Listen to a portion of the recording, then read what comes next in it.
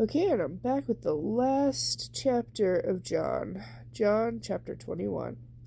Jesus appears to 7 disciples. Later, Jesus appeared again to the disciples beside the Sea of Galilee. This is how it happened. Several of the disciples were there. Simon Peter, Thomas, nicknamed the Twin, Nathanael from Cana in Galilee, the sons of Zebedee, and 2 other disciples. Simon Peter said, "I'm going fishing." "We'll come too," they all said. So they all went out in the boat, but they caught nothing all night. At dawn, the disciples saw Jesus standing on the beach, but they couldn't see who he was. He called out, "Friends, have you caught any fish?" "No," they replied.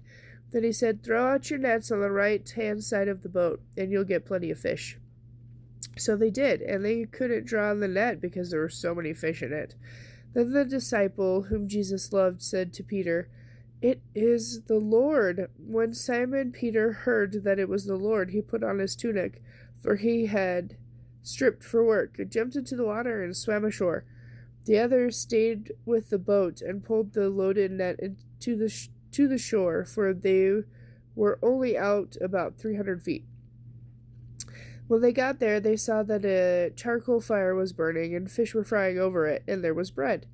"Bring some of the fish you've just caught," Jesus said. So Simon Peter went aboard and dragged the net to the shore. There were 153 large fish, and yet the net hadn't torn. "Now come and have some breakfast," Jesus said, and no one dared ask him if he really was the Lord, because they were sure of it. Then Jesus served them the bread and fish. This was the 3rd time Jesus had appeared to his disciples since he had been raised from the dead. Jesus challenges Peter. After breakfast, Jesus said to Simon Peter, "Simon, son of John, do you love me more than these?" "Yes, Lord," Peter replied. "You know I love you." "Then feed my lambs," Jesus told him. Jesus repeated the question, "Simon, son of John, do you love me?" "Yes, Lord," Peter said. "You know I love you." "Then take care of my sheep," Jesus said. Once more he asked him, "Simon, son of John, do you love me?"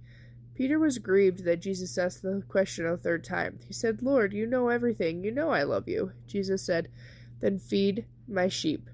The truth is, when you were young, you were able to do as you liked and go wherever you wanted to. But when you are old, you will stretch out your hands and others will direct you and take you where you don't want to go." Jesus said this to let him know what kind of death he would die to glorify God. Then Jesus told him, "Follow me."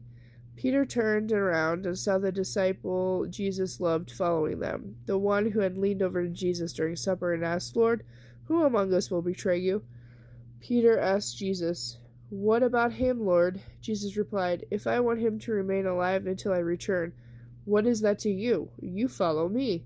So the rumor spread across the community of believers that disciple wouldn't die, but that isn't what Jesus said at all. He only said, "If I want him to remain alive until I return, what is that to you?" Conclusion: This is that disciple who saw these events and recorded them here, and we all know that his account of these things is accurate. And I suppose that if all the other things Jesus did were written down, the whole world could not contain the books.